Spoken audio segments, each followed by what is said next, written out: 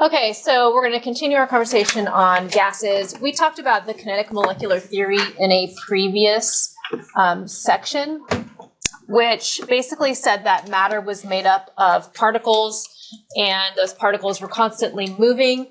If we're talking about the gas phase, those particles are spread very far apart, and the space between the particles is significant in comparison to the size of the particles themselves. Basically, we use kinetic molecular theory to explain how gases behave. You know that we make a number of assumptions about the way that they behave, and that they don't lose energy when they collide. And let's take a look at the next page.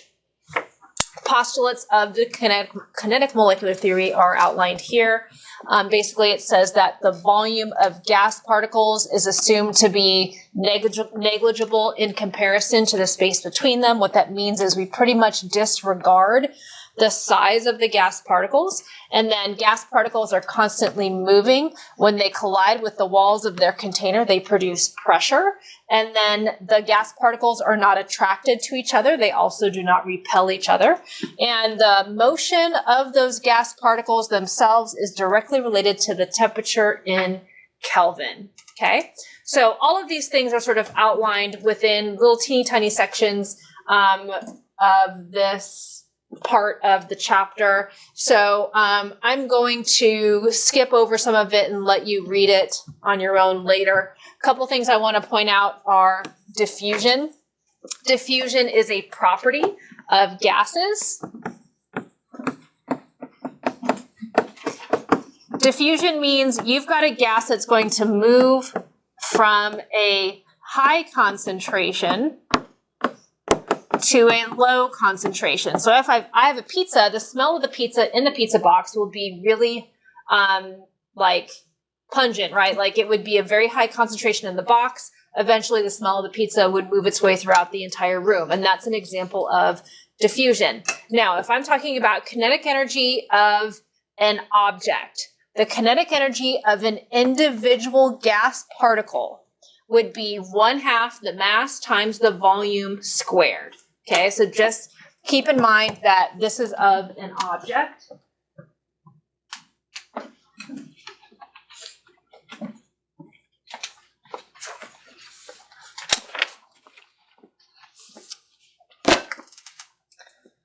Okay, and then down here, they give you a normal distribution of what the different energies would be of gas particles. It looks kind of like a bell curve again. And depending upon the temperature that you're at, this curve will shift to the right or the left, just to show you how the distribution of energies would change. Let's take a look at the next page. If I want the average kinetic energy of gas particles in a sample, not the individual kinetic energy of a gas particle, it would be equal to 3/2 R times T. R is the ideal gas constant. T is the temperature. Okay, so that means as the temperature increases, the average kinetic energy of a gas sample would increase as well. Okay, all right. Let's talk about the elasticity of gas particles. What this is telling us is that when gas particles collide, they do not lose energy. So one of the assumptions of the kinetic molecular theory is that no energy is lost during gas collisions. When they describe this, they call it collisions that are elastic. If this weren't the case, gas particles would lose energy when they collide, and eventually matter would collapse, okay? Here they're showing you the different velocities of gas particles at lower temperatures versus higher temperatures. And then let's take a look at the next page. Let's talk about root mean square velocity, okay? There's an equation on the next page that I would give you. If I ask you to calculate the average velocity of a gas particle. So root mean square velocity is abbreviated RMS, okay? And typically the equation looks like this.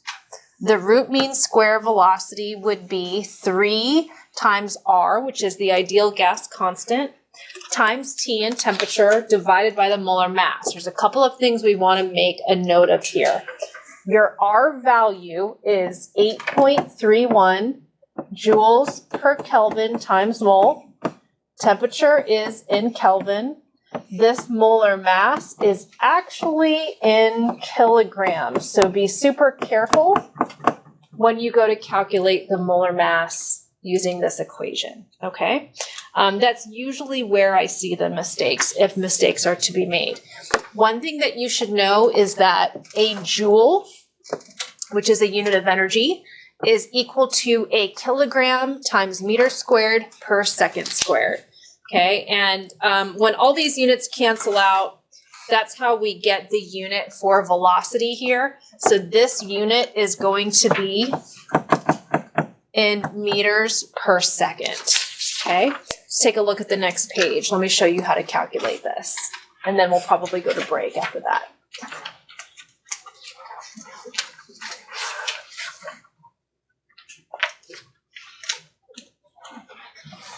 Number 1, calculate the root mean square velocity and average kinetic energy of atoms of argon gas at 25 degrees Celsius. Okay, so the root mean square velocity would be 3 times R. I'm going to leave units out here just for room's sake, times 298, because I add 273 to 25 to get me to Kelvin. Divided by the molar mass. The molar mass in your periodic table of argon is 39.95, I believe. If you just move the decimal 3 places to the left, you're going to get 0.03995, and that's going to give you 431 meters per second. Okay. If you're calculating the average kinetic energy,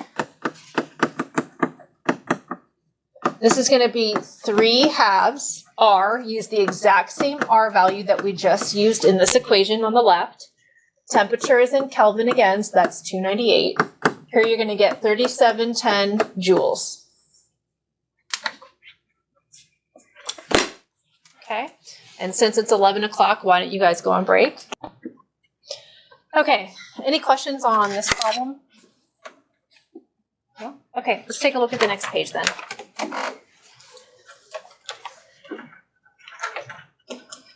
Okay, so earlier I showed you some curves of the distribution of kinetic energies for gas particles at different temperatures. And when you've got a gas sort of like released, it's open to the air, the distance that a gas particle travels before it collides with another is known as the mean free path. Typically, it's a really small distance, and the speed at which the particles travel is really dependent upon like what their molar masses are. So here in this graph, you can see the speed versus the relative number of molecules, and I want you to focus on the different particles that we have present. Okay, so if we're looking at their molar masses, oxygen is around 32 grams per mole. Nitrogen is going to be 28. Hydrogen is going to be 2. Carbon dioxide is going to be around 44. So you can see that the curve shifts to the left as the molar mass increases.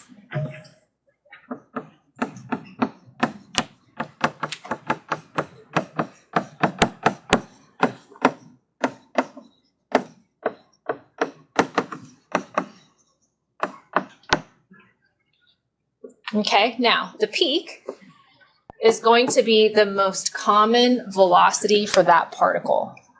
So here, here, and here.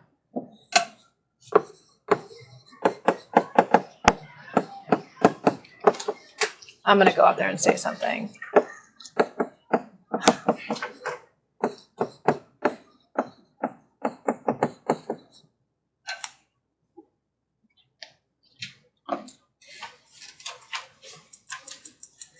Okay, so as the molar mass increased, you can see that the average velocity or speed decreased.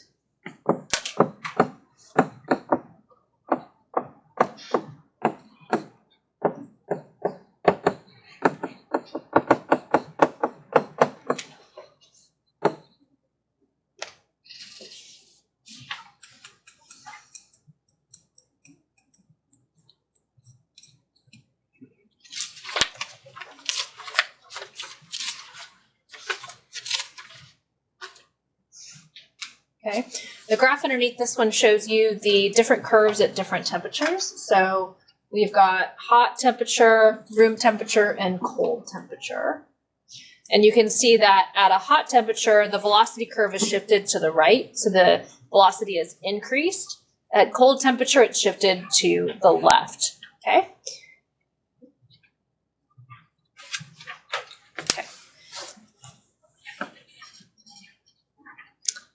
All right, diffusion, we already discussed this previously. This is where gases uniformly mix with one another. This is when they go from a high concentration to a low concentration.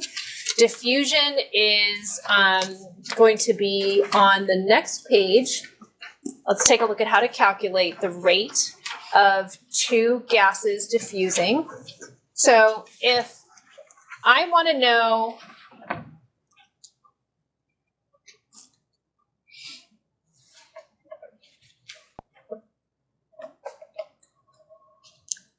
the rate of diffusion, what you're going to do is you're going to take the square root of the molar mass of gas number 2 versus, or divided by, the molar mass of gas number 1. Now, gas number 1 and gas number 2, when you guys are reading a problem, generally speaking, it goes like in the order that you read it. They would list whatever gas they list first, that's gas 1. Whatever gas they list second, that's gas number 2. Okay. Now, we use the same equation to calculate the rate of effusion. Okay, so diffusion was high concentration to low concentration.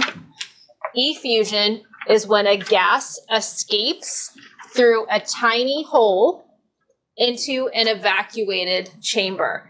Here they're showing you two different gases. The reason they're showing you two different gases is because neon has about 20 grams per mole for its molar mass.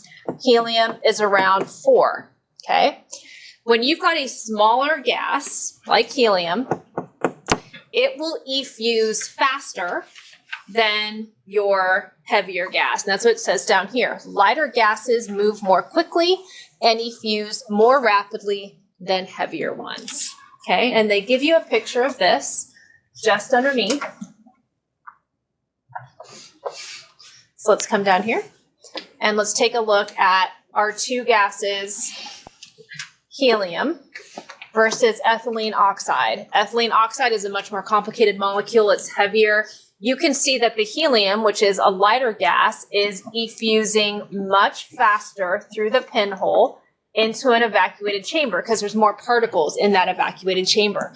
Over here, the ethylene oxide is taking a lot longer because there are not as many of them, okay? So the rate of effusion of the light gas like helium is much faster than the more massive gas like ethylene oxide.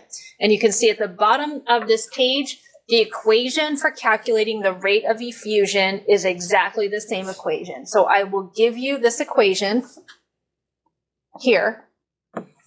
Oops, you just need to know that you are using it for the rate of effusion and the rate of diffusion. Okay, let's take a look at the practice problems on the next page.